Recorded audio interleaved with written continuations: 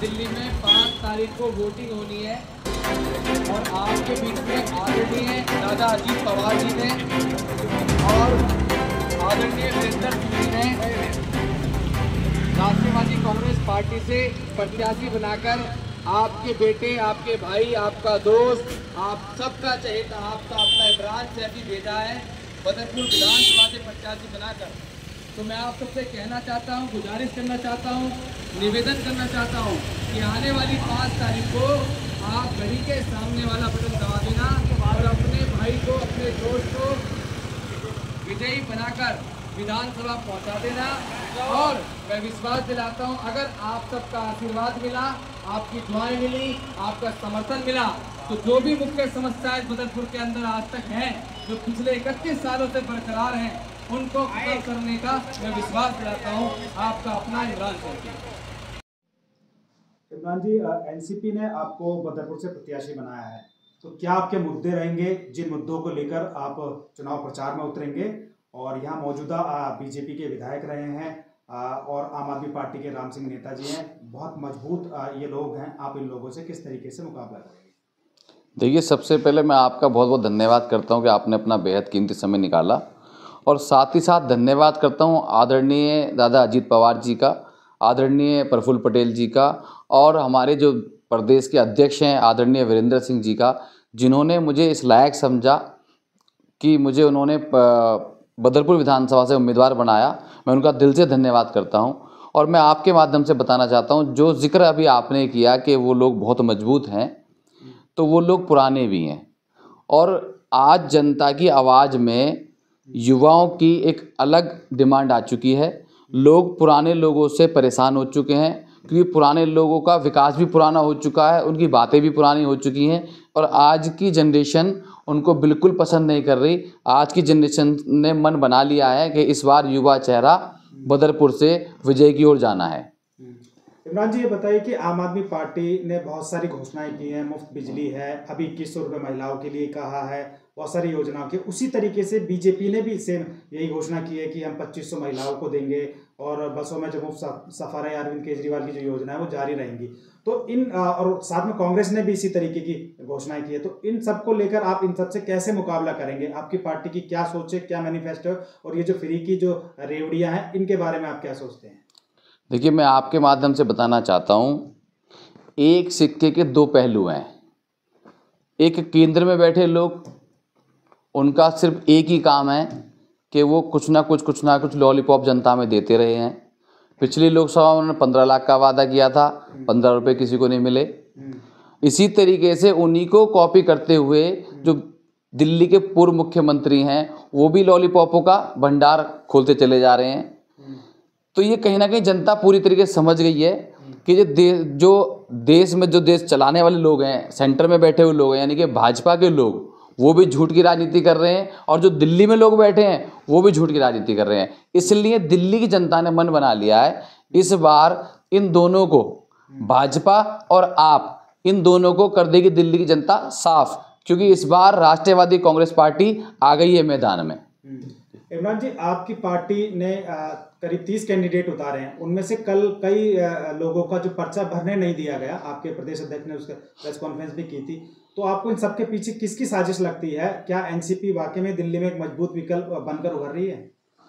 देखिए, बिल्कुल, ये मैं आपकी, जैसा कि कल हुआ है कि हमारे 30 कैंडिडेट हमने फाइनल किए थे, और क्योंकि मैं जो हमारी राष्ट्रवादी कांग्रेस पार्टी है उसमें मैं वाइस प्रेसिडेंट भी हूँ दिल्ली के अंदर, तो उसी के आधार पे मैं आपके सामने बयान दर्ज करा रहा हूँ कि हमने 30 कैंडिडेटों को फाइनल किया था, जिसमें से कि इलेक्शन कमीशन के ऑफिस के अंदर हमारे कैंडिडेटों के साथ एक प्रोपेगेंडा खेला गया, और उनके जो नॉमिनेशन फॉर्म थे या उनका जो नॉमिनेशन टाइम था वो किसी तरीके से बर्बाद किया गया। उनको इस तरीके से मिसगाइड किया कि उनका टाइम या उनके जो डॉक्यूमेंट्स हैं उनमें कोई ना कोई छोटी मोटी कमी ऐसी निकाल दी, और उनके हमारे 7 कैंडिडेटों के दिल्ली के अंदर पर्चे खराब कर दिए गए और उनको नॉमिनेशन नहीं लिया गया उनका। तो ये कहीं ना कहीं एक बहुत बड़ी साजिश है, क्योंकि जो केंद्र में बैठे लोग हैं वो भी नहीं चाहते कि दिल्ली के अंदर राष्ट्रवादी पार्टी अपना मजबूत खाता खोल ले, और जो दिल्ली के अंदर सत्ता में बैठे, दिल्ली सत्ता में जो बैठे हुए लोग हैं, दिल्ली की सत्ता में पिछले 12 साल से जो दिल्ली की क्रीम खा रहे हैं और दिल्ली को सड़ा के फेंक दिया, वो भी नहीं चाहते कि राष्ट्रवादी पार्टी खाता खोले। तो इन लोगों ने मिलकर राष्ट्रवादी पार्टी के 7 कैंडिडेटों का नॉमिनेशन रद्द करवा दिया। तो इनकी मिली हुई साजिश है।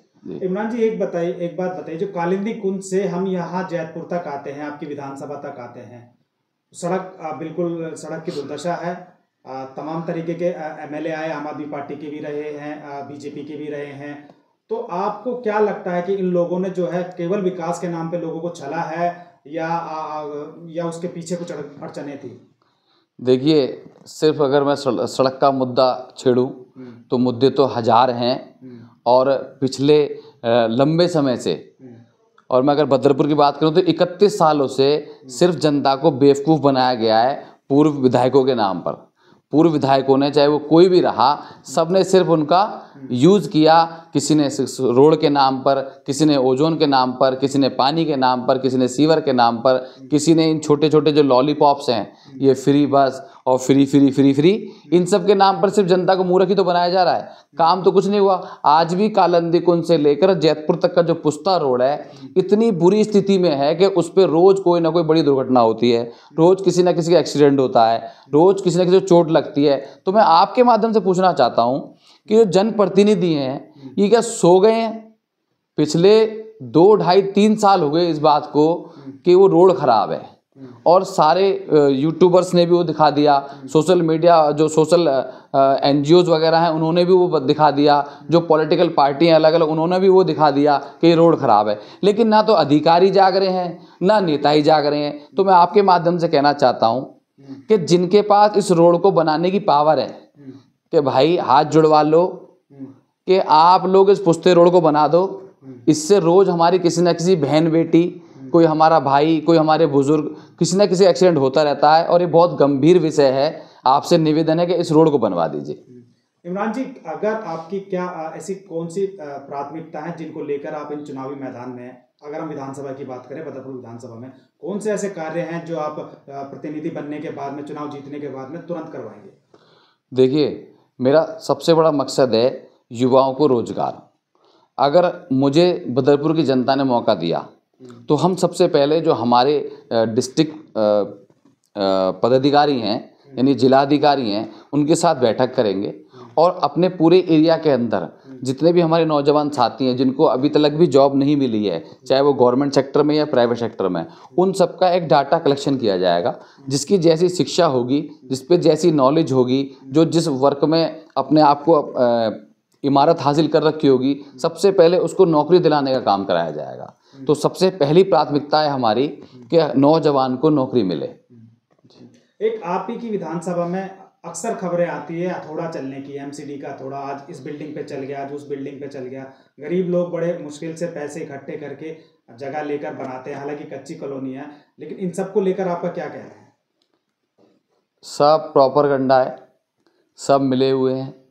क्योंकि मैंने बताया ना आपको, भाजपा और आप ये एक सिक्के के पहलू हैं।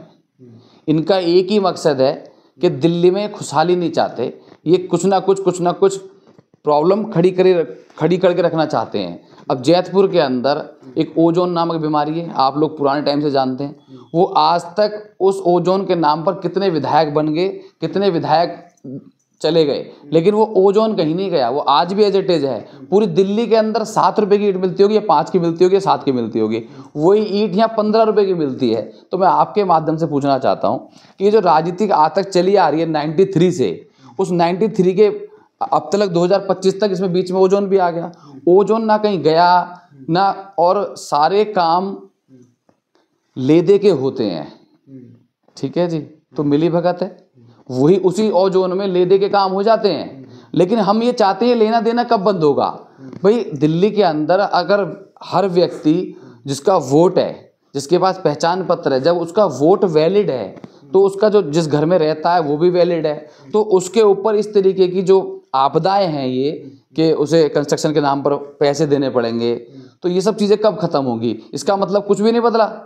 जो ये चिल्ला चिल्ला कर खल्ला काट कर जो आम आम आम आम कर रहे थे, तो इन्हें बदला क्या?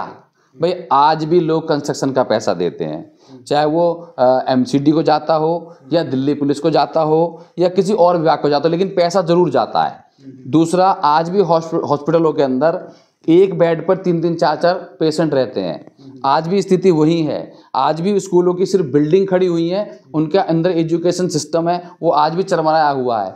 टीचर नहीं है, बच्चों की सुविधा बैठने की नहीं है।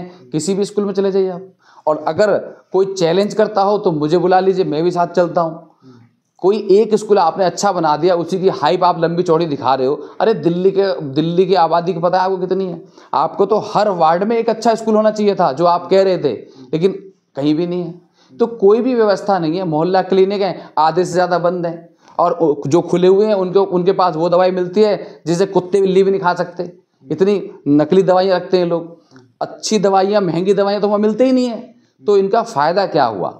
सिर्फ आम आम करके ये खास लोगों की पार्टी बन गई। कार्यकर्ताओं का सबसे बड़ा शोषण इन्होंने कर दिया। पूरी दिल्ली की महिलाएं, युवा, नौजवान और जो हमारे जितने भी उस टाइम के कार्यकर्ता थे आम आदमी पार्टी के, सब घर बैठे हुए हैं। क्यों बैठे हुए हैं? क्योंकि ये आम लोगों की पार्टी बनी थी, लेकिन अभी खास लोगों की पार्टी हो गई है। तो ये लोग भाजपा वाले और आप वाले ये सब एक जैसी राजनीति कर रहे हैं। हमें इनको भगाना है और राष्ट्रवादी कांग्रेस पार्टी को दिल्ली के अंदर लाना है। एक आखिरी सवाल ये है कि क्या आपने जो मुद्दे गिनाए, जो परेशानियां गिनाई, क्या आप MLA बनते हैं उसके बाद में इन लोगों की परेशानी दूर कर देंगे? जैसे ओजोन का मसला है, आपने कहा है कि तोड़फोड़ होती है, इनको लेकर आपकी क्या प्लानिंग है?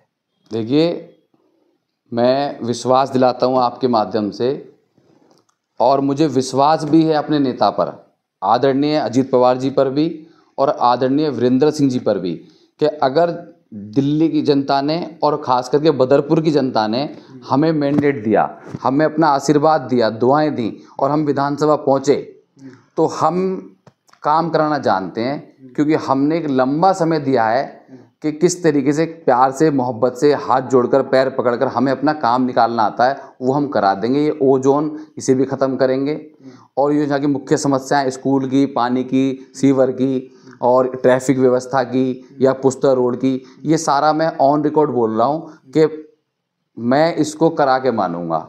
अगर नहीं कराऊं तो दोबारा कभी जीवन में बदरपुर विधानसभा के लोगों के सामने नहीं जाऊंगा वोट मांगने के लिए। मैं चैलेंज के साथ बोल रहा हूँ। जी, बहुत बहुत शुक्रिया हमसे बात करने के लिए।